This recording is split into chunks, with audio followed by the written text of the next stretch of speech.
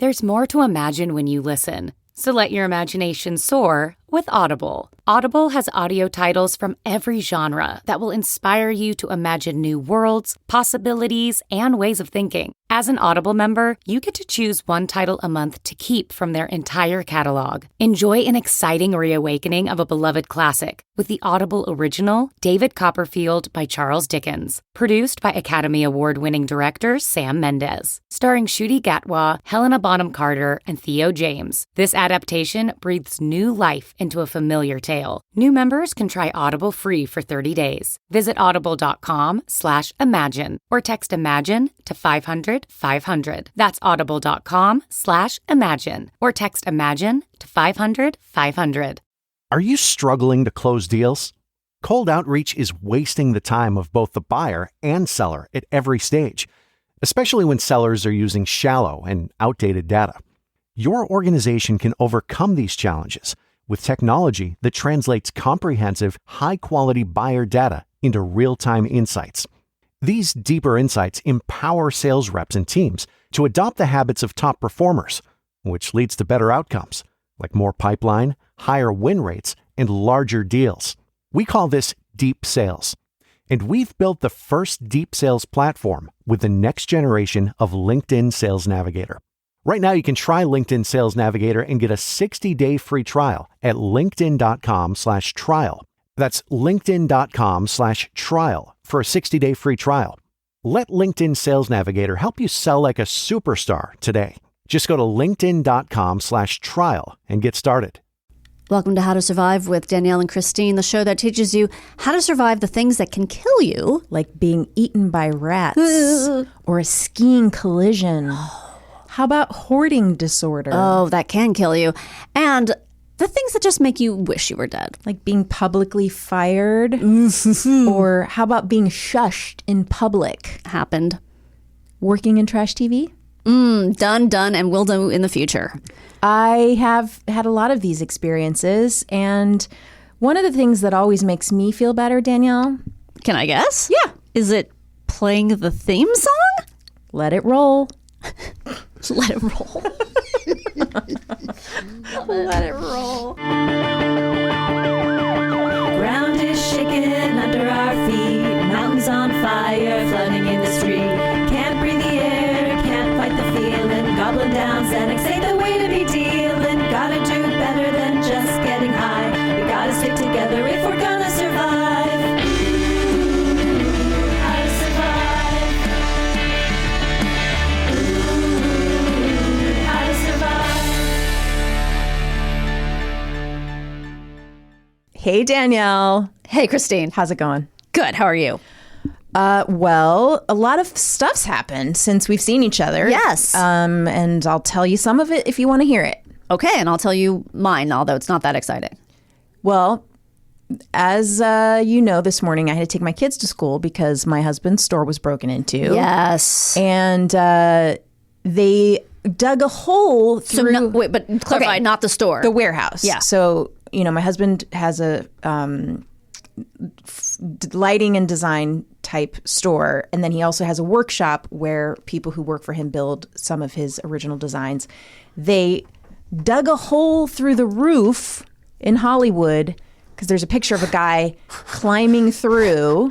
It's amazing. I'll show it to you, Garen. And then I just got an update that they did steal a bunch of stuff. So they're taking stock now. So like machines? No, like parts. So it's gonna be not a great situation. So is that like wood and stuff? No, or? it's like lamp parts. Oh, so it's for the metal, probably. Yeah, so it's a lot of money. It looks like. Do you want to see the picture, Garen? There's the person. It's sideways, so you kind of have to. But then if you flip it, it it'll really flip. looks like this dude's falling through. I know. And this is the start of a fail video.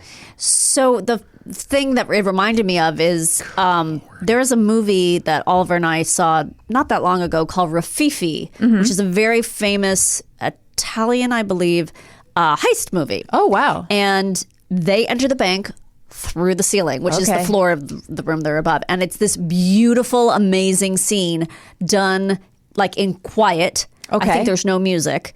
And it's just this long scene. And the reason I know about the movie is because it's referenced in The Americans. I don't know if you remember when she goes to see a movie. Elizabeth goes to see a movie because she's following this young guy who works for a senator or something. Okay. He's like in college and he's into old movies. So that's where I heard of the movie. And then Oliver was like, oh yeah, I've heard of that. It's like a really famous. So we watched it. And Should we watch it? Is it worth watching? it's really good. Yeah. Oh, do you want to mention your dad's Yes. cameo on Picard? That was What? Tell me. it was incredible. So the last episode of Picard aired last week, and my dad did a voice on it playing Chekhov's son, named Anton Chekhov after Anton, the actor who played Chekhov in the movies, who died tragically at a young age. And so it was pretty exciting when we watched it. It was neat. it was me and one of my best friends, Eric, who's been a lifelong Star Trek fan for life. And when that came on, we're like, for a second, I was like, is that really him? Yeah. And it was a really cool moment. Yeah. That I'm Because he's happy doing that it with an happened. American accent. So you're like, oh, it's his son. Okay. Because Yeah, I was it was- even like, I don't understand where did his accent go? Because I don't understand how the timeline works in Star Trek. I don't watch any of the shows. So, and then I was like, oh, it's his son. Okay, that makes sense. And then he quotes his father. And in that moment, he did a Russian accent for those couple of words. That was really cool. So that was neat. Yeah. So Oh, I love that. yeah, we watched the whole episode because we didn't know if he was coming back. And so, it's funny to watch the last episode of a show you've never watched. I mean, Yes. I was an intern on Voyager, so I got the Borg thing. Like I figured it out. I have a cat update. Oh. It's very confusing. Let's hear it. So I think when we last left off, Benjamin had gone missing. Yes. Presumably to have her babies. Yes. She's come back. Mm-hmm. She's skinny now. Okay. Where are the fucking babies? Oh. Do cats leave their babies? I guess they have to get food, right? Yeah, they don't. They usually leave. They put them somewhere safe, and then Okay. so she's maybe going back and forth. Okay. I hope that's the case. I can't. That would be against nature for her to abandon the babies, right? That wouldn't make any sense. I don't know that much. It probably happens. And did you say, does she go over to a neighbor sometimes? Well, no. I mean, she might, but not that. She's not one of the ones that goes to the other neighbor. But I followed her. Good. So she was in our backyard. Mm-hmm. So I ran through the house to follow her because she went around. Yeah. I found her near my car. Mm-hmm. And then she went across our lawn. So I'm following her. She goes under the fence back into our backyard. So I run through the house. I go to the backyard. She's gone. So I'm like, okay, so she must have left. I turn around. She's headed back toward the food dish. Okay. So she's maybe not going to let you get close to them. Like, yeah, if she I knows guess. you're following her, she might just be like, I know. do you have a tiny GPS or... I said we should put a GoPro on her head. Just get a cat-sized, like a tiny GoPro. Yeah. Put it on her head. You can Apple tag. Just maybe give her a collar or something, put on there. Oh, she's That not going to helps. let me get close enough to... These cats are feral. She's not going to let me get... But then our gray goose, the one we call Gray Goose, showed up today out of nowhere. Has been gone for weeks.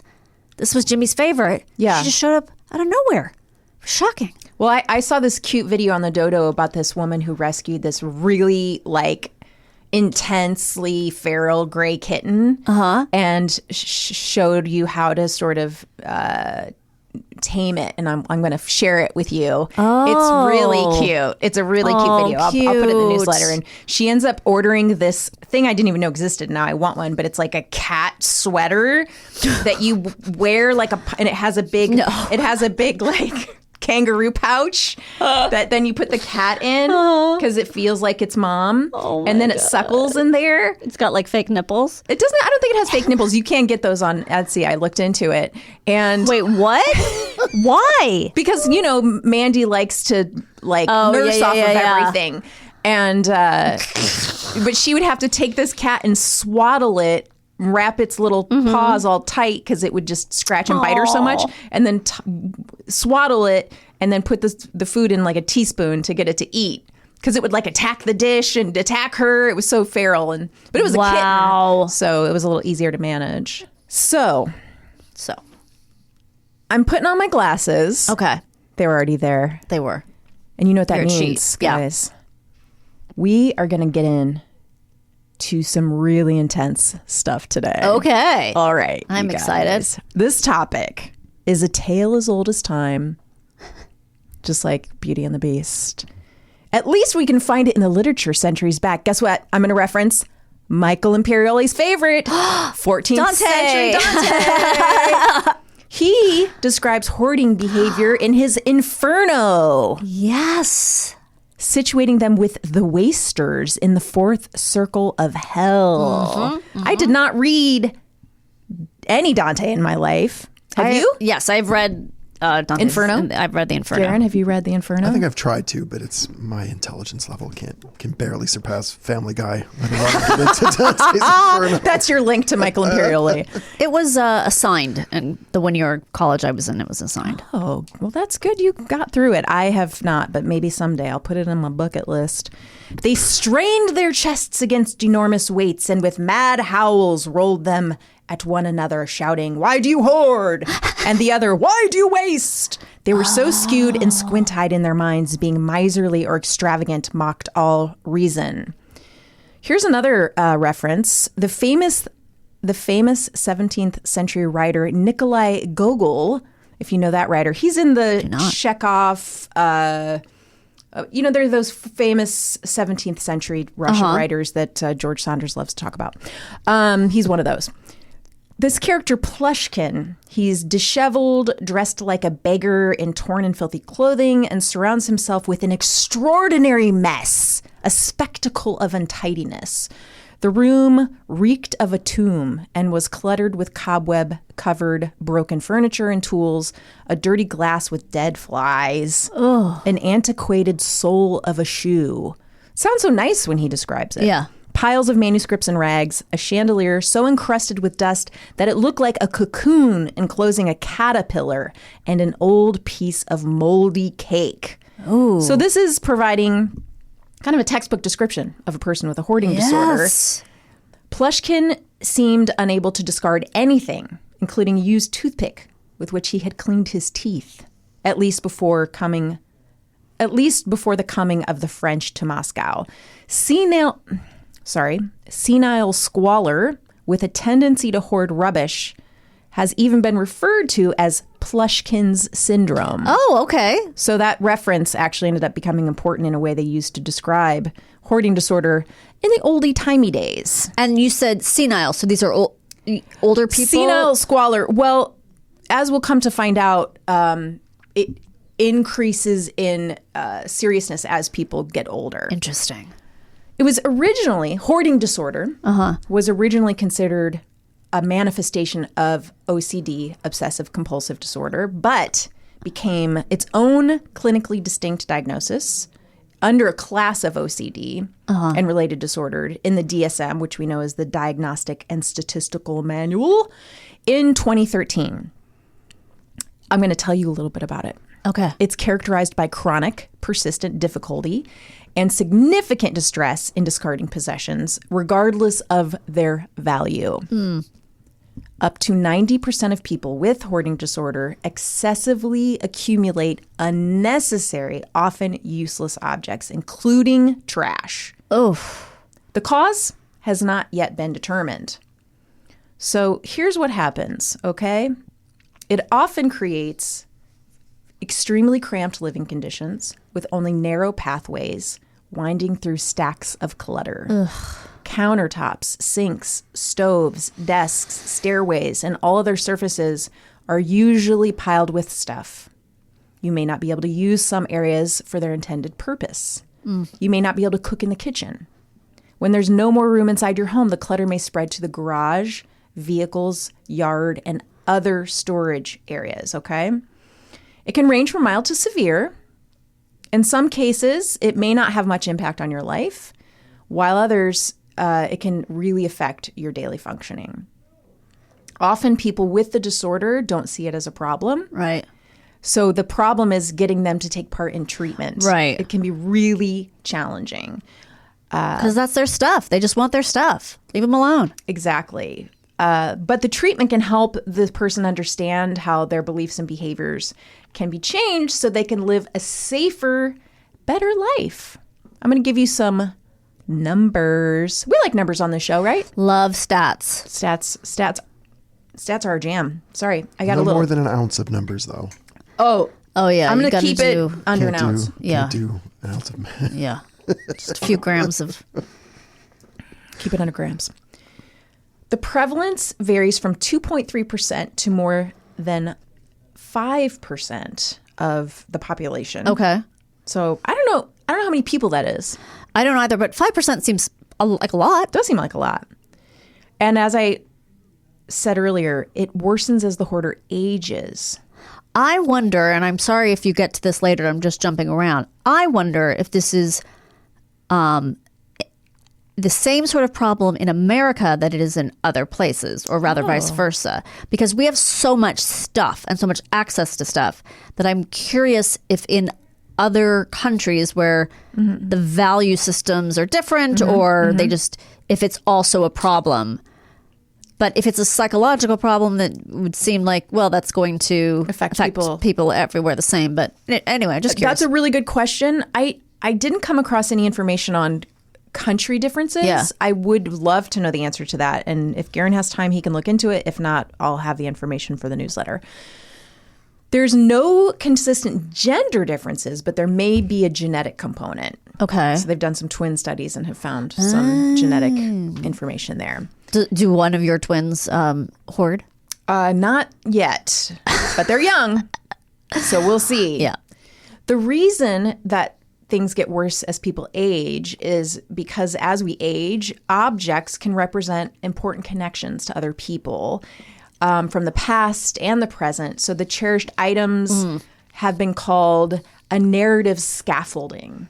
So there's an emotional sentimentality Yes. to associated with the objects. And it gives people a more sort of concrete sense of identity. It's Sure. like, and I think as also they start to lose more people in their lives, the things can represent more meaning to them. Yeah. As you probably can already guess, those who hoard, they develop emotional attachments to objects, but those attachments are disabling, maladaptive, and pathological. Sometimes they even anthropomorphize them. Oh, like we got a give them human characteristics. Wilson the volleyball here. Yeah, it's like I can't throw those away. Like it'll hurt them. Oh, it's like yikes. The things have emotions. Yeah. So they've done some neurocognitive studies, and they found that the studies are inconclusive. So they found some deficits in executive functioning and including decision making, and difficulty in categorization and organization, and lack of inhibition. But they don't have enough definitive results to come out and say anything like, we've found this is different in the brains of people who hoard. Okay. I mean, what I used to hear, and obviously with the passage of time, this seems like a less likely scenario, is that it sort of was like a children of the Depression kind of thing, because you can't throw anything out because everything is valuable and can be used. Absolutely. I'm not going to throw out my plastic sandwich bag because I can use it again if I rinse it out. Now, I would do that for environmental reasons, but that's just one example. But like, I could be using all these things for something. But obviously, we're at the point where we're getting kind of past the people living who were around in the Depression. So Absolutely. Yeah. it's interesting. Yeah. I ended up watching an episode of Hoarders last night. Yeah, I was going to ask. Because I've never ever watched it. And so I wanted to find like a really interesting episode, but sadly the one I wanted to watch wasn't available. So I just watched one from this past season that was online. And that woman who had a very severe case and her husband enabled her, which is very common. Oh, okay. They were challenged by their children to change their lives because their grandchildren couldn't even come over. Wow. Their whole house was every room, and they'd put another 1,000 square feet onto their home. To add this. Yeah, which Jesus. they couldn't even finish the 1,000 square feet because the woman immediately filled it with more stuff. Oh, my God. Really alarming. Can I ask, was it like she was buying online, or was it like newspapers? It looked like a thrift store. It was all junk. It all looked like junk. But she would not let them get rid of anything. It was like, they'd be like, can we get rid of these biscuits? And she's like, that's bird food. No. Right. Like everything had a purpose. Had a purpose. But it was so alarming to see. And they had so many mice inside the house going to the bathroom everywhere. And they would be like, Mom, we can't donate these shirts. There's mouse feces and urine all over it. And she's like, I can wash that. Right. And they're like, no, they won't even take it if you wash it. Like, you can't and you don't have time. But her disorder was very extreme. By the way, that's why I can't watch that show. As I think I've seen clips of it, but I can't watch it because there might be vermin. Oh, it's a lot of vermin on that episode. And a lot of people who just have 1,200 cats. And I'm like, I'm out. I can't. Yeah. There was that episode was Do you high see on the vermin. mice? Yes. Oh, fuck. Well, you Nope. see a lot of dead ones. Nope. Rotting on their stuff. It's a lot. And but her whole thing is, my parents grew up in the Depression. Okay. And she had grown up in as an army brat, and they had to move a lot, and they could only take what they could take an amount that could be weighed by the pound. So it was like they were only allowed to move a certain weight of stuff, like traveling in an airplane, essentially. Right. So she had to get rid of so much stuff as a child that I think her way of coping as an adult was like, I can keep everything. Well, I mean, that makes sense. That's an A to B. You can figure out why that happened. You can see it, but like, I mean, I have a lot of issues with that show, and we can get into that later, but... Well, that's the other thing. It's just like... You can't fix somebody by just getting rid of their stuff. Like, that's like going into an alcoholic's house and going, well, we took all the booze out, right, so we fixed you. Well, on the show, do they give them psychological... They don't really in the moment. Like, that's the thing. The kids were just like kind of yelling at her and being like, Mom, you love your stuff more than me. And don't you want your grandkids to come over, get rid of your stuff? And she's just like sort of not responding. Because she doesn't know how like to. Like a deer in headlights, and sort of like, they're like, you love this more than us.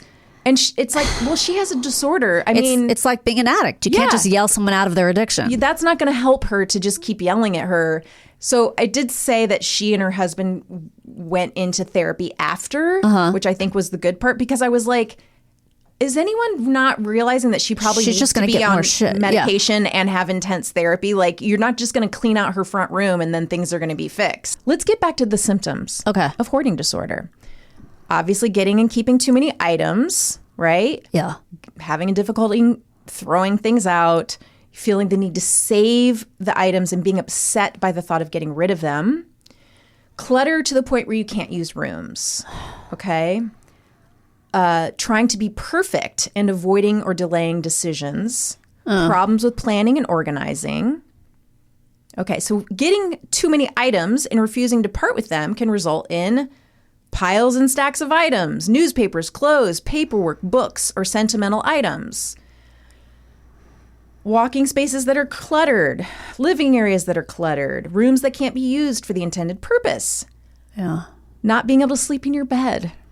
Yeah, that's what happened in that, I always get the name wrong, Jenny McCurdy book, the I'm Glad My Mom is Dead. Okay. That's how she grew up. Her mom was a hoarder? Yeah, so they literally slept in the living room on the ground their whole lives. They had perfectly good house. Yeah, yeah. I mean, this woman's their shower was stacked to their tub was stacked to the top with just shit, garbage. Jesus Christ, it was horrifying. Build up of food or trash to large unsanitary levels. Problems keeping yourself safe or others safe in your home. Conflict with others who are trying to help you. Relationship issues. Losing things in the clutter. Okay, so why are you saving these things? You believe they're unique or that you'll need them at some point in the future. Right. You feel emotionally connected to the items because they remind you of happier times or represent beloved people or pets. You feel safe and comforted when surrounded by things. You don't want to waste anything. Okay. Hoarding is different from collecting. People have collections. You sound like my parents. Such as stamps or model cars or dolls. Carefully search out specific items, organize them, and display their collections. They can be large, but they aren't usually cluttered. Okay. When to see a doctor. If your loved one or you has symptoms of a hoarding disorder, talk with your doctor or a mental health provider with an expertise in diagnosing and treating hoarding disorder. So don't hire a camera crew from a TV show to come and exploit your parents? Well, that's a no-no? You know what? I'm going to say something right now. It's really expensive to go to therapy. Hey, you know what? You got a point. Do what you need to do. Plus, they probably bring the cans for you and stuff. The what are they called? The big trash cans? Oh yeah, they dumpsters. They bring a whole team. I mean, they brought like multiple dumpsters, a whole team. But you know what? Pod How to Survive get 10% off with BetterHelp. So there you go. Get yourself a hoarding expert on BetterHelp. Check the local or county government also for resources in your area. Okay. And I'm going to give you guys some resources in this episode. As hard as it might be, if your loved one's hoarding disorder threatens health or safety, you actually may need to contact local authorities such as police, fire, public health, child or elder protective services, animal welfare agencies. Okay. Do you guys want to know some risk factors? Yes. Family history. Oh. If you have a family member who has a hoarding disorder, you might have a disorder yourself. Interesting. Stressful life events. Some people develop a hoarding disorder after experiencing a stressful life event, like the death of a loved one, a divorce, losing possessions in a fire. That makes sense. Like that. So here are some reasons you wouldn't want to be a person with a hoarding disorder, right? Yeah. Risk of falling, injuries, being trapped by shifting or falling items, all the family conflict you're going to have, the loneliness and social isolation because you're not going to invite people over to your house, the health risks, fire hazard. You can have some legal issues like eviction. Ooh, right? yeah. And just like if it's your home, how about your neighbors? Ugh. How do you think they feel living next to that house? Because it's not going to look good on the outside either. Most likely. Most people aren't like, inside I'm a hoarder, but outside, fastidious. It looks amazing. Right. It kind of spreads out, right? You've seen those houses where it's like just things Stuff piled up everywhere. Okay, so often it's linked with other mental health conditions, depression, anxiety disorders, OCD, ADHD. You know, they don't know. It's kind of what came first, the chicken or the egg. Right. It's like which thing, happened first. One of the major issues, too, is just your increase in family conflict. You are losing valuable living space. Yeah. So this is going to create a family strain. Like if you're keeping your feral cat collection in the dining room, it's hard to host Thanksgiving. Yeah. Also, the person with the hoarding disorder may have a big debt from excessive shopping. Yeah. And or to get more storage spaces for all this stuff. And that might make some tension in the family if somebody's like, oh, by the way, I also have another $20,000 on the credit card. Sorry, honey. Or if the other family members try to clean and organize the home, the person with the hoarding disorder may feel really violated or deceived. Yes. And that can make a lot of arguments happen. So it just can really create a lot of pain in the family. How about the kids that grow up? How about them? In this home. Yeah. They're often embarrassed, so they don't have friends come over. Yeah. Or they're not allowed to because the parents are embarrassed. The kids can feel isolated, helpless, resentful. They also might not have anywhere to play or to study. The parents may end up getting investigated by Child Protective Services. Yeah.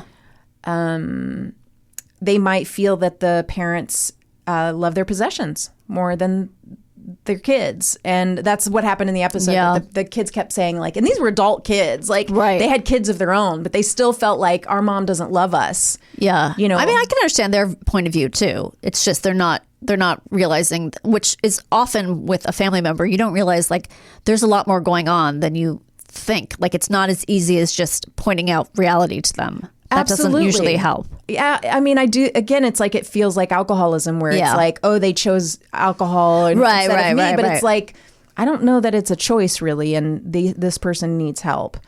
So you've also got where the legal issues that can come up if somebody calls Child Protective Services, the children can get taken away. What if you're married to someone who has hoarding disorder? Yeah. I mean, that doesn't sound like a good time. You might end up having to threaten to leave the marriage. You may end up in a custody battle with them over the kids. So you've got to deal with all of that. In rare cases, both members of the couple have hoarding tendencies and together fill up their homes. I could see that. Yeah, I mean, it's like you kind of, if you can't beat them, join them. Yeah. And sometimes those people are drawn to one another. So that's the problem with that is intervention is often helpful unless both partners are going to work on it at the same time. You think they fight over space?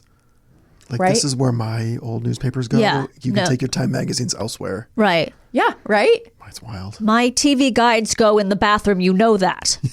These two, Margie and I can't remember the husband's name, they each had like, I would say it was about 4 square feet of their own space. And where he had his little chair and like his iPad, and she had her, and then it was all stuff. And then she had hers with her sewing machine, and they could see each other over the stuff. Oh. But it was, I mean, So the husband wasn't into the hoarding. he accommodated it, and but no, he was, when they got her in the house away and he was outside, he was like, throw it out, throw it out, throw it out, throw it out, throw it out. And then as soon as she came back, it was like everyone was really pretty scared of her. She was a tough broad. Yeah, I bet. So, the clutter makes it also, as we talked about with Margie, you get dust, pet hair, pollen, grime, and you've got spilled liquids that you can't Mold. clean up. You've got mildew, fungus, pests. So now you've got health issues. You've got maybe breathing problems, asthma, really unsafe living environment for adults, but especially for kids who don't have the immune system to handle this. You might not be able to reach the toilet or the sink or the shower. So now you've got hygiene issues for everybody.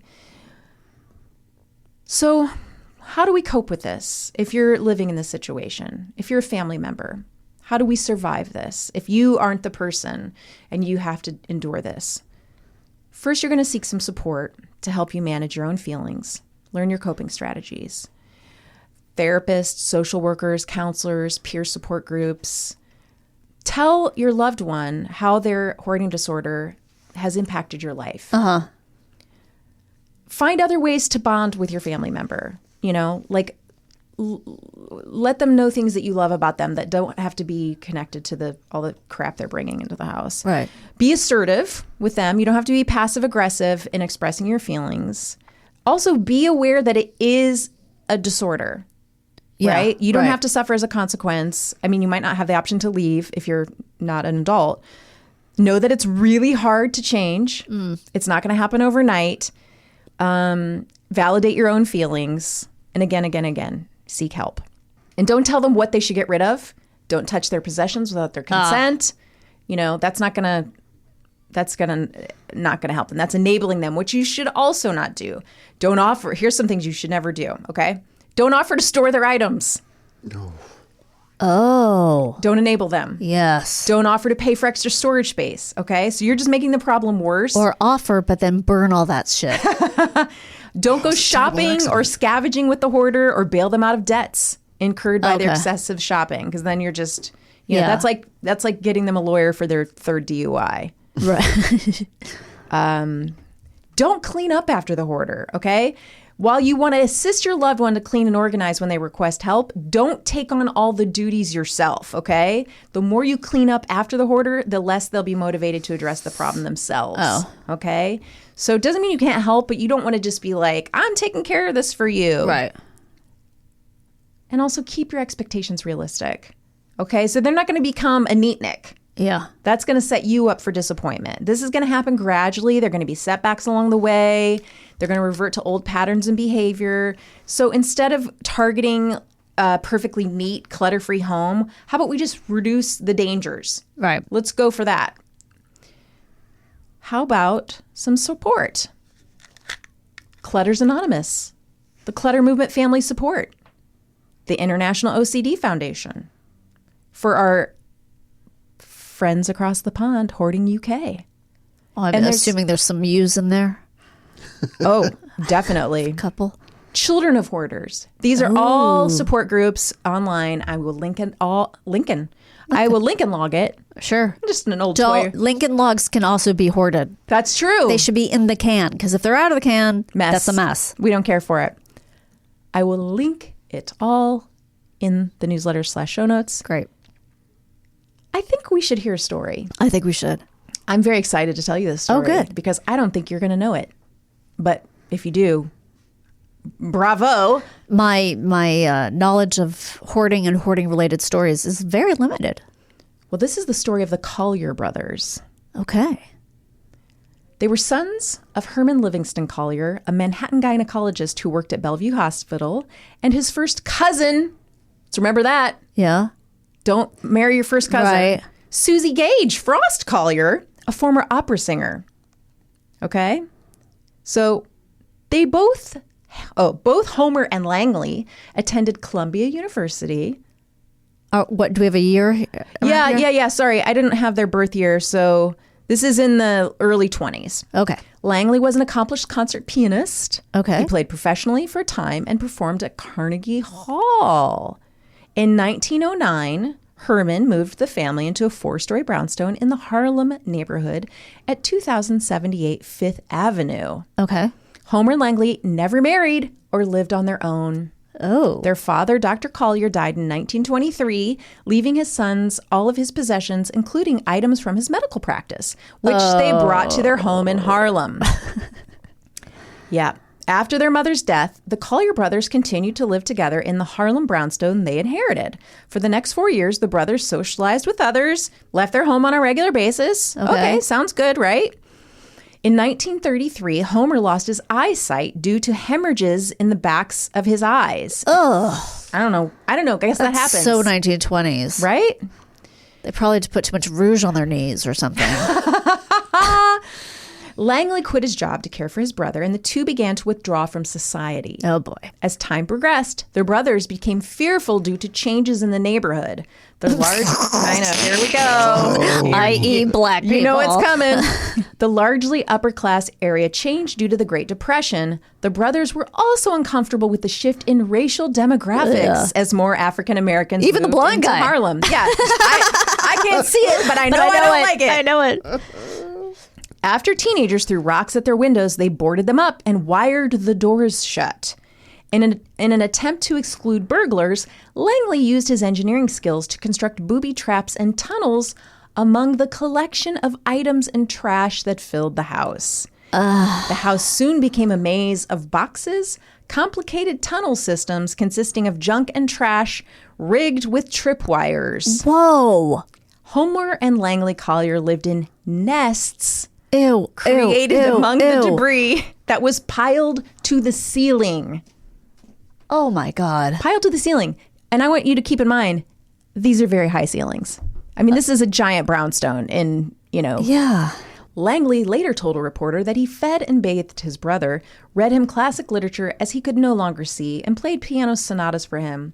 Langley concocted a diet for his brother consisting of 100 oranges a week, black bread, and peanut butter, claiming that this regimen was a cure for Homer's blindness. I love how these things never have a solution, but somehow they keep going. Like, he's still blind, dude. Yeah. Okay. How many weeks does this have to happen Yeah. before you realize it's not working? After Homer became paralyzed due to inflammatory rheumatism, or maybe that diet. Yeah, right. Of all acid and peanut butter. Yeah. He refused to seek professional medical treatment because both brothers distrusted doctors. Even though their dad was a doctor. Bingo! The brothers feared that if Homer sought medical attention, doctors would cut his optic nerve, leaving him permanently blind. He was already blind. Oh, my God. And give him drugs that would hasten his death. So they just made this stuff up in their heads. Right. Because their parents were first cousins.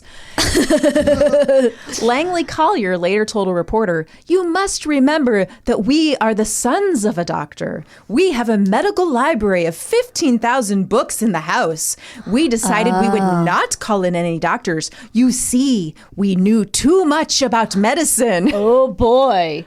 Yeah, that's your problem. You know too much about medicine. Langley began venturing out of the house only after midnight and would walk miles all over the city to get food, sometimes going as far as the Williamsburg, Brooklyn sometimes going as far as Williamsburg, Brooklyn. That's where all the white people were. Oh, okay. He would also pick food out of the garbage and collect food that was going to be thrown out by grocers and butchers to bring back to his brother Homer. Because they failed to pay their bills, the electricity, water, and gas was turned off in 1938. They took to warming the large house with only a small kerosene heater. For a time, Langley attempted to generate electricity by means of a car engine. He would fetch their water from a pump in a nearby park. Their only link to the outside world was via a crystal radio that Langley made. Neighbors and shopkeepers in the area described Langley Collier as a generally polite and rational man, but added that he was crazy. Oh, okay. Yeah. The rational kind of crazy. Yeah, that kind. On March 21st, 1947, an anonymous tipster phoned the 122nd Police Precinct and insisted there was a dead body in the house. The responding officer initially had a difficult time getting in. An emergency squad of 7 men eventually had no choice but to begin pulling out all of the junk that was blocking their way and throw it out into the street below. The brownstone's foyer was packed solid by a wall of old newspapers, folding beds and chairs, half a sewing machine, boxes, part of a wine press, and numerous other pieces of junk. A patrolman finally broke in through a window into a second-story bedroom. Behind this window lay, among other things, more packages and newspapers, empty cardboard boxes lashed together with rope, the frame of a baby carriage, a rake. Oh, Jesus. It's just getting creepier and creepier. Old umbrellas tied together. The frame of a baby carriage. After 5 hours of digging, Homer Collier's body was found in an alcove surrounded by filled boxes and newspapers that were piled to the ceiling. Homer was wearing a tattered blue and white bathrobe, his matted gray hair reaching his shoulders, and his head was resting on his knees. The medical examiner confirmed Homer's identity and said that the elder brother had been dead for approximately 10 hours. According to the medical examiner, he died from starvation and heart disease. Police initially suspected that Langley Collier was the man who phoned in the anonymous tip regarding his brother's death. A police officer was posted outside the home to wait for Langley, but he never arrived. Police began to suspect that Langley was dead when he failed to attend Homer's funeral, held on April 1st. After the discovery of Homer Collier's body, rumors began circulating that Langley had been seen aboard a bus heading for Atlantic City. Oh. You know, the guy that never left his house. Right. Reports of Langley sightings led police to a total of 9 states. The police continued searching the house, removing 3,000 books, including several outdated phone books, a horse's jawbone, a Steinway piano. Well, to be fair, they used to use horses' jawbones for gynecological exams. Exactly. Before they had the stirrups, just to keep the legs open. I'm glad they changed to stirrups. Those I'm horses' really glad. jawbones, they really left a dent in my vulva. Yes. And those poor horses. Oh, yeah. I mean, they were already being killed for glue, but still. I hated when they used the actual horse with the jawbone still on the horse. Yeah. That was just too much hot breath from the horse. Yeah. The horse's jaws are very dangerous. Yeah. Yeah, we know, you know. I know. You almost lost that nipple. Okay, where was I? Oh, a Steinway piano, an early x-ray machine, and more bundles of newspapers. More than 19 tons of junk were removed from the ground floor of the brownstone. The police continued to clear away the brothers' stockpile for another week, removing another 84 tons of trash and junk from the house. Although a good deal of the junk came from their father's medical practice, a considerable portion was discarded items collected by Langley over the years. Approximately 2,000 people stood outside the home to watch the cleanup effort. Half a torso. I mean, I can't believe the police had to do this. It's crazy. Okay, here we go. On April 8th, 1947, a workman found the body of Langley Collier 10 feet from where Homer had died. Langley was found in a 2-foot wide tunnel lined with rusty bed springs and a chest of drawers. His decomposing body, which was the actual source of the smell reported by the anonymous tipster, had been partially eaten by rats. Oh, good. No. And was covered by a suitcase, bundles of newspaper, and 3 metal bread boxes. The medical examiner determined that Langley had died around March 9th. Police theorized that Langley was crawling through the tunnel to take food to his paralyzed brother when he inadvertently tripped a booby trap he had created and was crushed by debris. His death was attributed to asphyxiation. The brothers were buried next to their parents in unmarked graves at Cypress Hill Cemetery in a Brooklyn borough. With all their trash on top of them. I mean, yeah. And we will be right back right after this. With our guest. With our guest. Fall is here, and if you want to sleep in the coziest bed imaginable, you have to start with Boll & Branch's best-selling 100% organic cotton sheets. You'll spend every night wrapped in buttery, breathable softness and feel your sheets get even softer with every wash. Discover the difference with Boll & Branch's 30-night guarantee. Plus, get 15% off and free shipping on your first set of sheets. Visit bollandbranch.com and use code WONDERY15. Exclusions apply. See site for details. And we're back with Canva Presents Secret Sounds Work Edition. Caller, guess this sound. It's a mouse click. So close. That's actually publishing a website with Canva Docs. Next caller. Definitely a mouse click. Nice try. It was sorting 100 sticky notes with a Canva whiteboard. We also would have accepted resizing a Canva video into 10 different sizes. What? No way. Yes way. One click can go a long way. Love your work at canva.com. Welcome back to How to Survive with Danielle and Christine. Christine, how was your break? It was a delight. Did you pee? No, I my bladder is. I know you amazing. You have a superior bladder to me. We all know that. I but can't jump on a trampoline. Look, No. I'm not that level of bladder. No. In fact, I emailed you earlier I texted you earlier this week because we were going to have a phone call, and I said, "Well, I have to take a shower," and I said, "Well, maybe I'll wait." Take the shower later. And then I texted you and I said, well, I just sneezed, so you know what that means. Gotta hop in the shower because clearly I've peed myself. Because I can't do any normal function without peeing. So we both are wearing diapers right now. That's right. Because we laugh so hard on this podcast that it's just continuous. It's just leaking continuously. Right, like that crazy astronaut lady. You know what? Yeah. I don't know why Depends isn't sponsoring us. So we're going to send emails today. Yeah. We're going to get a sponsor on board. We should do that. That's a good idea. Okay. Speaking of Depends, I'm sorry. Yeah, speaking of Depends, on the first half of the show, we talked about hoarding, how to survive hoarding. Now we're going to talk about how to survive being on a trashy TV show with our very special guest, Jamie Denbo. Hi, Jamie. Hi, Jamie. How about those trampolines, huh? I mean, what's really crazy is there's no warning. I mean, I didn't realize that that was a problem until I was just jumping on a trampoline, and then it occurred to me simultaneously while jumping, I'm peeing. Yes, I right. am peeing. Just like coming I out. didn't. This is a post-birth thing, I'm assuming. Oh, absolutely. And it really just happened. It wasn't there. I had to pee, and then I was like, oh, I'll wait and I'll just jump. Right, first. no, it just happens. It's just whatever now- was in there came out. Yes. Right, now it's an aquatic feature. 100%. They always have them on the list, when they say 10 things emergency room doctors never have in their homes or like don't let children have. And I feel like they should just make it 10 things you should never have. If you've had a vaginal birth. Because you're just going to be constantly peeing. These are the things Right. that you can no longer be a part of. Yes. Yes. I mean, I don't. absolutely true. Good news, I don't miss trampolining that much. No, I don't no. like it. No. I also don't like jumping jacks for the same reason. No, So it's- I'm good not to do jumping No, jacks. sorry, Yeah. aerobics. Yeah. Bye-bye. Stay in the 80s. Well, in addition to Jamie and I having birthed our first and in my case only child almost at the same We sure time. did. Yep. You may know Jamie well. First of all, she's a fantastic actress and she does a wonderful character named Beverly Ginsburg, who you will see in a new solo show in Brooklyn on June 11th. Yep. But we're going to link to that so you can get all the deets there. Beverly's big comeback. And hopefully some dates in LA. Maybe eventually after that, let's see how Yes. Brooklyn goes. But, Okay. it's time for Beverly to resurface. So. Yeah, I agree. Yeah.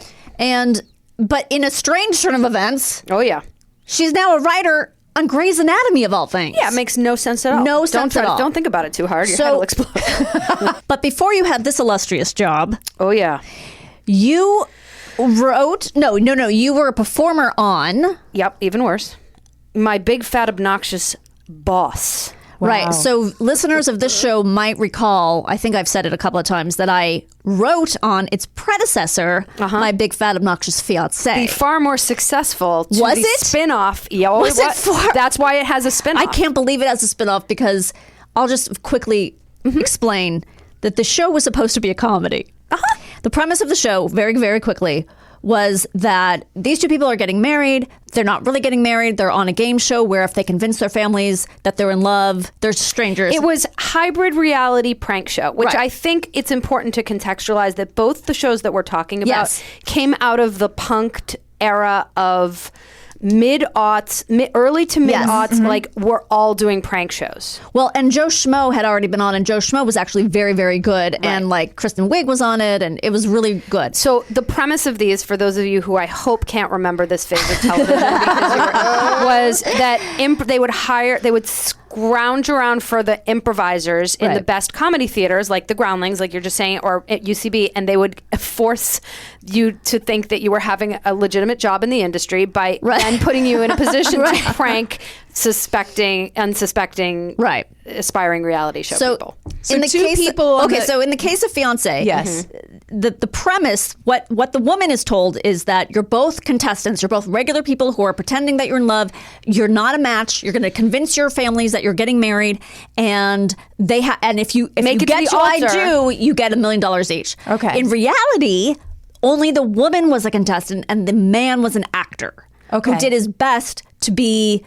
He was adorable, actually. But to be another Grey's Anatomy. Yes, because he was the bartender on Grey's Anatomy. His job right after this was he was the bartender for like the first few seasons of Grey's Anatomy. Yes. Joe. Okay. Yes. But before, What? but anyway, so that's And weird. he's supposed to be Namaste. terrible. He's Right. supposed to be He's supposed to be big, slovenly. Right, like making inappropriate jokes. Okay. So we were writing the inappropriate things he was doing. Okay. The problem was that she came from an extremely uptight Orange County, like rich white family. Oh, and okay. they hated him. But isn't that what you wanted? Yes, for comedy, you wanted them to be annoyed by him. Yes. For horrible and cringe, they hated him. They like wanted to disown her. Basically, it was awful. So it went too far. So we and it had didn't to work. we had to pull everything back and make it dramatic. They were starting from the place of already this is so distasteful that our daughter is doing a reality show. Yes. Okay. And she had these two like short, buff like brothers who were like finance bros. Yeah. Okay. So anyway, so it turned into a drama where it had to be scripted that we were like tiptoeing around because it was so devastating. And then the head of Fox, whatever that guy's name was literally on the sidelines, like laughing as like money signs were going in his eyes. Yeah, because people were like, "This is no longer. I'm not watching because it's funny. I'm watching because this is a fucking train wreck." Yeah. Oh, okay. wow. So Oh, wow. that was my experience. Actually, Blanca Patch, former guest on the show, Yes. was one of the other writers. Oh, my God. Okay. So now I was not called about this season. Did you even hear about this? And wait, so they were like, that was a train wreck. Let's do it again. Yes. Correct. Jimmy says we watched your show. I don't remember it. Oh, but I'm God. sure I did. I'm sure you blocked it out, and I'll tell you all the reasons why. Okay. So then they think we've got money gold coming in gold coins being thrown at Fox, and they're like, "We're gonna." And I remember getting the call to audition, and what was crazy is they did not tell us what it was because we all were signing NDAs. That's how big and important. Yes. Oh my God. NDAs. Yep. To audition, we had to sign NDAs. It was Julie Ashton casting. Okay. She was like, and she went on to be like this premier comedy. Oh, she cast Reno 911. So of course she's got amazing comedic taste. okay. So when all of these like shows actually had some sort of believed prestige, she was the one to go to, right? Got it. So she's like, you have to audition it, whatever. Improv auditioning, right? So I don't remember the process, but I remember that I booked whatever this thing was. And I don't know if they told us before we finally were like invited to be a official part of it or not. Okay. But I find out it is a show called My Big Fat Obnoxious Boss, which was to be basically the parody of The Apprentice. Okay. Wherein we would have a fake Trump, except that we were going to make him, I forget what they got a guy to portray a fake venture capitalist. Okay. A fake Carolyn. In the original Apprentice, his right-hand woman was this ice blonde Yes. cold bitch named Carolyn. That was to be me. Oh, okay. wow. I remember Carolyn very well. Danielle Schneider was cast as the boss's like ne'er-do-well Paris Hilton daughter, and I was a little bit like, I'm a year older than her. Why am I playing this like decrepit fucking horror bitch, and she's playing like the fun like Kardashian? I was like, this is bananas. But anyway, at least had Danielle to go through this with, so it proves that it was real. Kent Sublett, who is now has been the head writer of SNL for I think at least the past. He's been at SNL forever. He was a groundling. He Okay. was playing I think her shitty brother. Okay. And then this other improviser was playing like the enforcer of, I don't know. Anyway, his name was David John. He was very funny. And then the guy the Trump guy was like a former lawyer, so he could make up a lot of legalese, which was kind of great.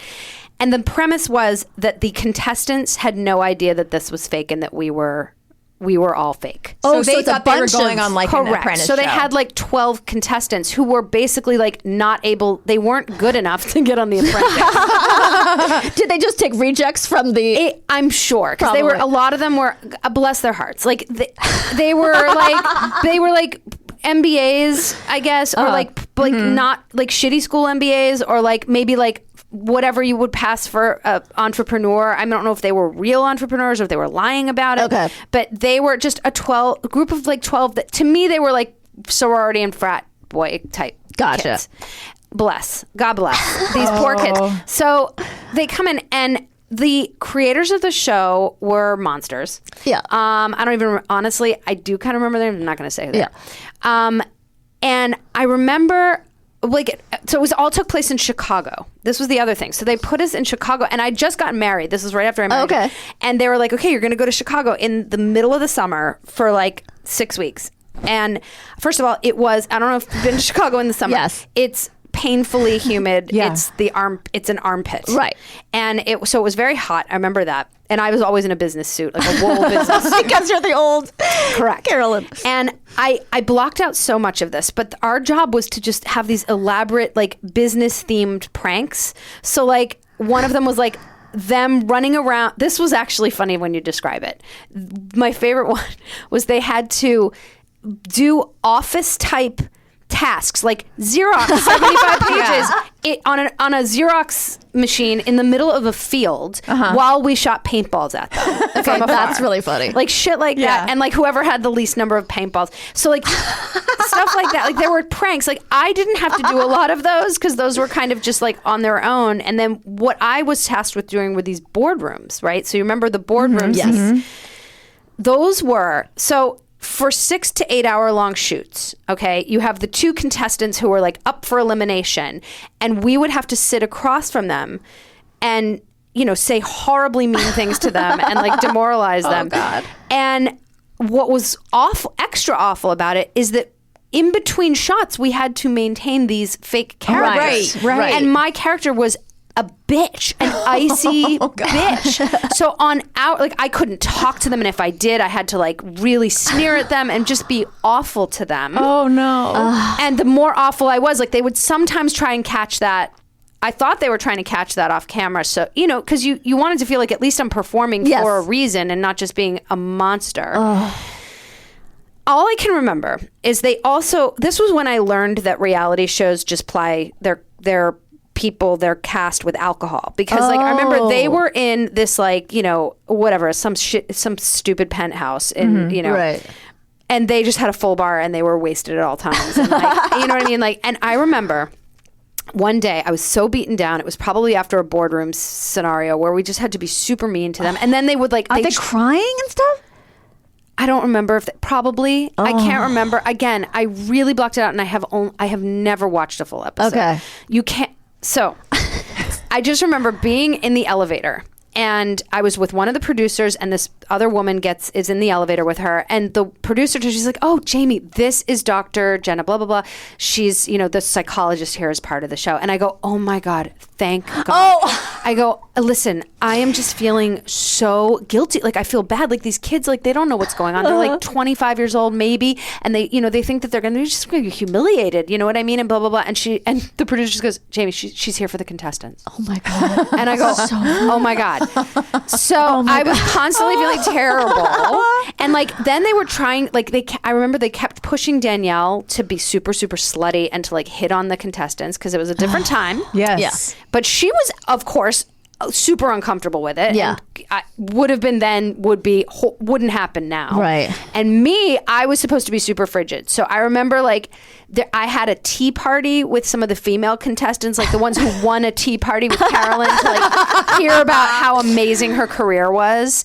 And I just remember like I was sitting with like 4 of them and like telling them that like you really need to sleep your way to the top, and like you have to shut off your emotions and just like let your body do the work, and then cover it up as soon as you want to be taken seriously. Like just saying terrible, horrible things to these girls who I remember just being like wide-eyed and like horrified.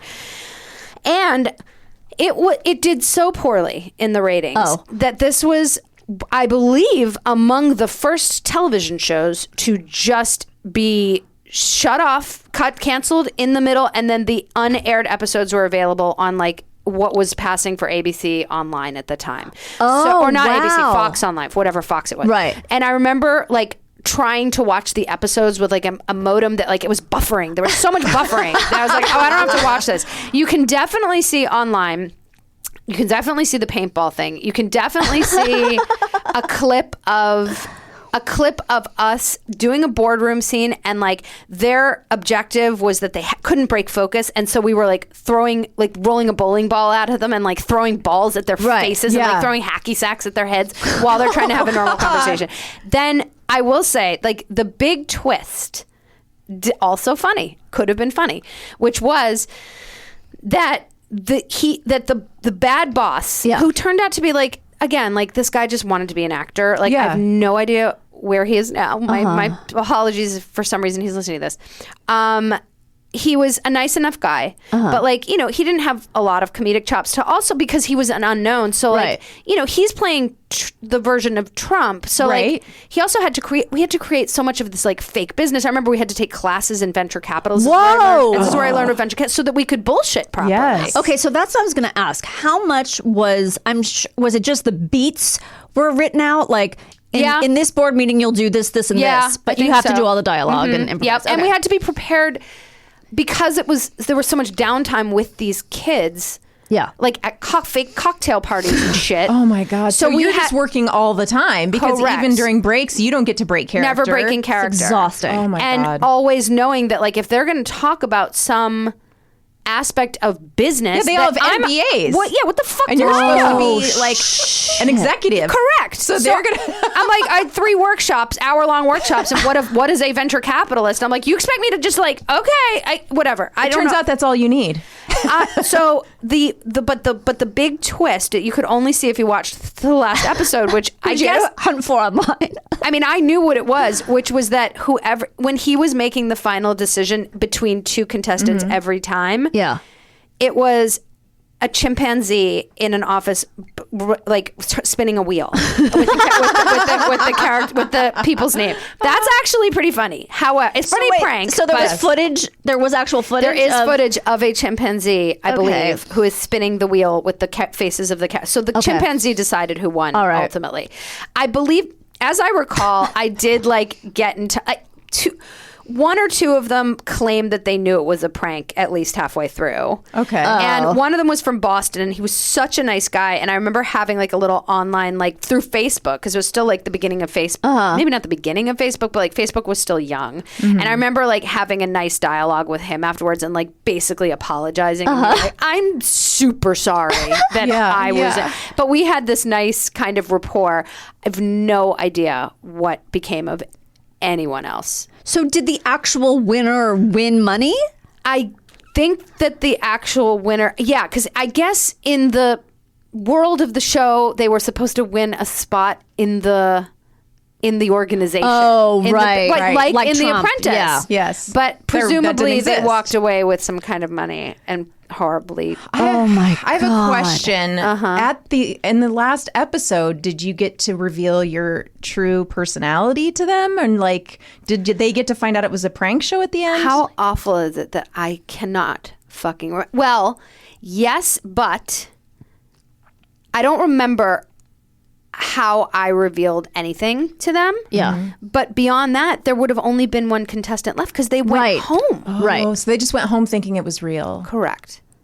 It's so weird because it's such a slight twist. Like, it's like a lame reality show pretending to be a different lame reality show. Like, it's not that much of a right turn. I know. Except that you don't get a job. I know. It's not right. Yeah. And then I remember the like they were trying to have the other guy who was like the right hand of our fake Trump guy hit on some of the dudes. Oh, and stuff. haha. Yeah, it was gay. just like funny. Yeah, I mean, it was Oh my God. And I guess I feel more compassion for the creators now because honestly, they were two aspiring comedy writers, like God bless, who were just like, this is it's a gig. I mean, Yeah. they felt a little bit more involved than I feel like you would have been on yours as a joke writer for. Yeah. Because also, like, they were around constantly. Like, they were on set and they were, you know what I mean? It was just different. But it was so miserable. I just came home feeling awful about the world, about entertainment, about all of it. I mean, now it's like, and it's funny, I wrote a piece about it that I forgot to actually print it out. I told the story during the Trump presidency. Remember that? I don't know if you guys remember. I remember, that. and I might be remembering again soon. Fair enough. No, you won't. Don't you say that. Well. No. How dare you? It's Bite in your the tongue. past. It's not happening. It's in the past. Okay. But I remember thinking, I wrote a piece for like one of those storytelling shows about, it wasn't The Moth, it was the one that, anyway, it doesn't matter.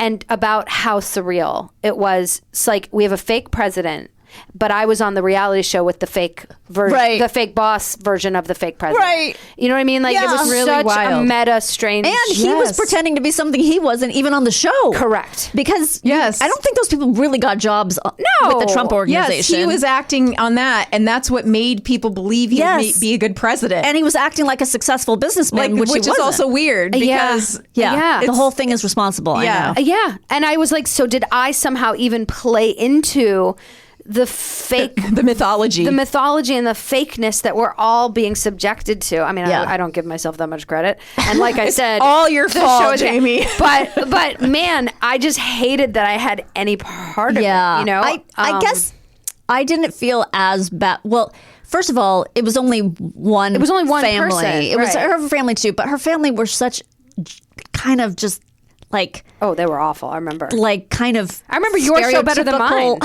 They were sort of stereotypical jerks that I didn't feel that bad. I was actually just more annoyed that we had to get rid of the comedy because that's why we were there and that it had to suddenly be earnest. I remember Julie Ashton when we like going like, this is going to change your life. Like, I do remember that being the sentiment. Like, this is fucking big. And, you know, what's hilarious is in a way, it kind of, it could, it's, I understand why she was going off of that, but it wasn't, but ultimately, God bless Steve. Yeah. It wasn't even life altering for him. No. In the way that, as to say that like everyone exactly knows who he is now and recognizes his name. He doesn't have name recognition. No. So it's like, it was big, but not in the way that she was presenting it. Yeah. But also, thank God it wasn't big. Because then I would be forever associated with this thing that I have to like remind everyone about. Oh my God. So thank God, because I survived what could have ultimately been even more embarrassing. So you had Danielle with you the whole time. Oh my God. Were you guys just commiserating off? All I can remember is they had us also in this very industrial hotel. Like they ran out of money because they spent it all on the loft. So, you know, we're pretending that we're staying in our like, you know, incredible corporate housing from this fake business and that we have all the luxuries and we're in what's essentially a Radisson in the middle of I just remember the rooms were so dark and the rug was super brown and I remember like crying talking to John who had just married going like this is a nightmare and I remember like Kent and Danielle and I just like crying laughing that we were involved in this horror show. Are you watching, I've talked about this before, are you watching Jury Duty? No. Okay, so Jury Duty is this done right. Oh my God. It's hysterical. It's on Amazon and Freevee. No, Freevee. Oh God, these networks. James Marsden is on it and plays himself.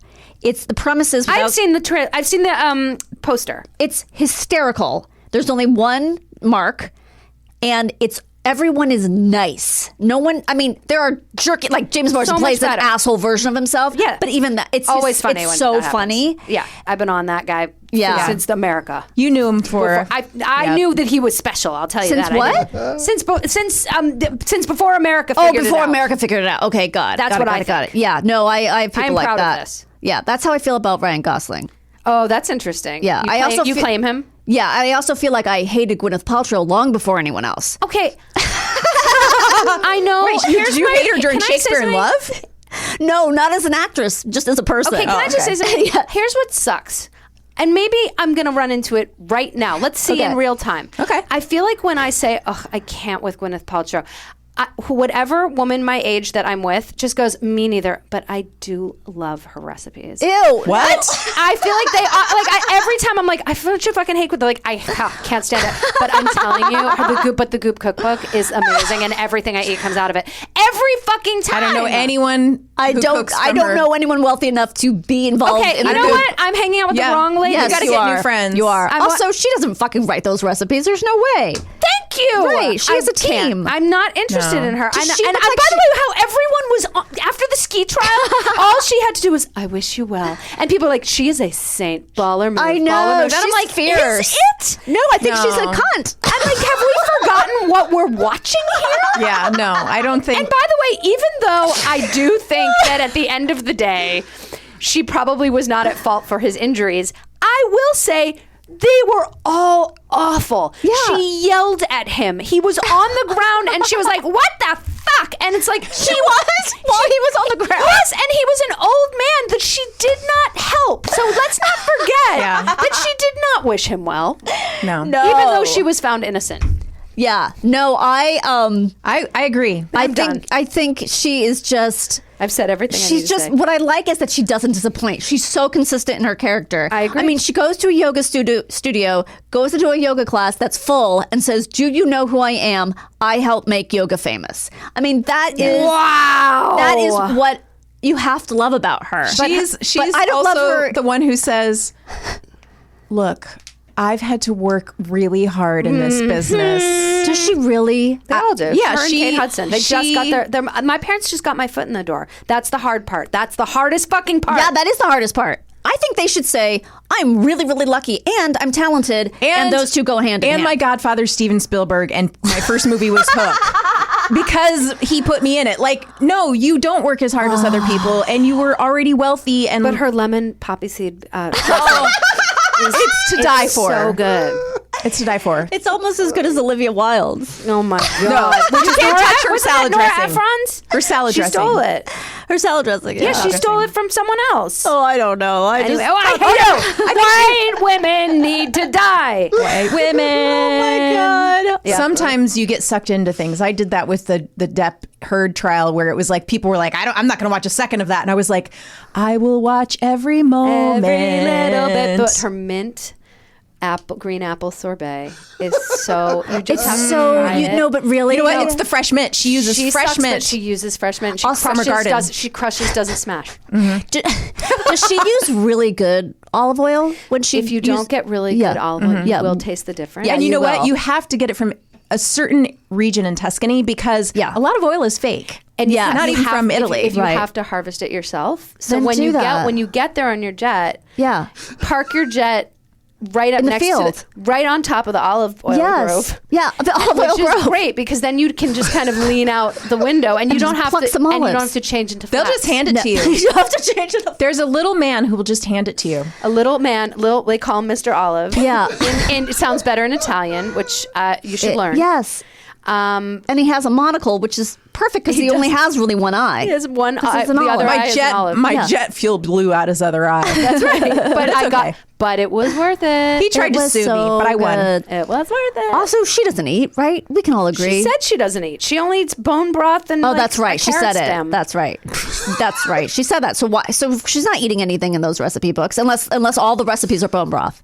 All I can tell you is I have too many white women in my life who are like, I totally hate her, but her carbonara is made with the freshest of crushed tomato that you can only get from Gwyneth's backyard garden. Grey's Anatomy rooms, I guess. This is when we find out that Jamie lives in a mansion in the Palisades. My cookbook is coming out next year. Did you talk about that? I didn't know. It's amazing. It's you can make your own I can't even. I hate myself so much. I hate this character so much. I give up. I quit. I hope the cover photo is you in an apron and that's it. Just an apron. Just like that's cut so you can see like your side nip. Yep. So you can see my handle. Yeah. And I'm peeing at the same time. Right. Like you'll see the pee while into an olive oil bottle. An imported olive oil bottle. Yep. I can't wait. Look for it on Grey's Anatomy next season. Someone comes in with an olive oil bottle up their rectum. I'll pitch it, and my very patient boss, Meg Marinas, who is the greatest, will go, Jamie, and then change it all, as she should. As she should. Yeah. Jamie, this has been so much fun. So much fun. I'm glad we finally got you on. Hashtag blessed, hashtag great. Oh my God. Finally. Hashtag I know, lemon this is poppy great. seed dressing. You guys, I know. It's really good. I can't wait to check out her recipes. I hate her so much, I'm going to go kill myself. And we will be right back with what did we learn today? Want to teach your kids financial literacy, but not sure where to start? Greenlight can help. With Greenlight, parents can keep an eye on kids' spending and saving, while kids and teens use a card of their own to build money confidence. As a parent, you can send instant money transfers, set up chores, automate allowance, and more. It's a convenient way to run your household, customized to your family's needs, and the easy way to raise financially smart kids. Get started with Greenlight today and get your first month free at greenlight.com/Wondery. This episode is sponsored by AutoTrader. There's a good chance you're driving right now. Look around. Safely. What do you see? Cars. Lots of them. And guess what? They're probably on AutoTrader. Whether you're into timeless classics or the latest trends. Did somebody say solar-powered, eco-friendly, vegan, leather-wrapped, aromatherapy-scented, disco ball-equipped, self-driving car? If you see it on the road, you can likely find it on AutoTrader. Big cars, small cars, blue cars, new cars, used cars, electric cars, and one day, maybe even flying cars. With millions to choose from, buying a car becomes a whole lot easier. See it, find it, AutoTrader. Find your next car on autotrader.com. Christine. Yeah. Are you ready to learn what we learned today? I love learning. Rafifi is the 1955 French film. Sorry, French, not Italian, about four men who plan a technically perfect crime, but the human element intervenes. Humans, man. I do suggest watching it. Oh, more cat giving birth info. Fantastic. When a cat gives birth, the mother cat usually remains continuously with newborn kittens for 1 or 2 days after giving birth. Oh. She may then leave the nest for short periods. Also, a mother cat will often pick up and move her litter to a new location, especially during the first few weeks after birth. There you go. Okay, so she's behaving properly, I guess. She's doing the right thing. She's doing the right thing. Danielle, you have to watch the video if you haven't yet in the newsletter of the cat that gives birth. Wait, what? You put in a video? It's not graphic at all. It's really cute. It's a cat that's like making biscuits the whole time. It's really cute. It's really cute. Because I started reading the newsletter yesterday and then got distracted by something, so I have not gotten to that part yet, but can't wait.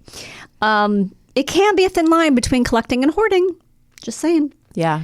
Hoarding can be connected to numerous mental disorders and can have repercussions for many who aren't part of the household, for instance, neighbors and family.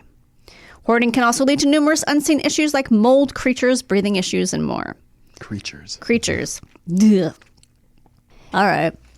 I want to remind everyone to sign up for our newsletter. Yes. You can go to podhowtosurvive.com and then a screen pops up with our big faces. Yes. That says, hey, sign up here.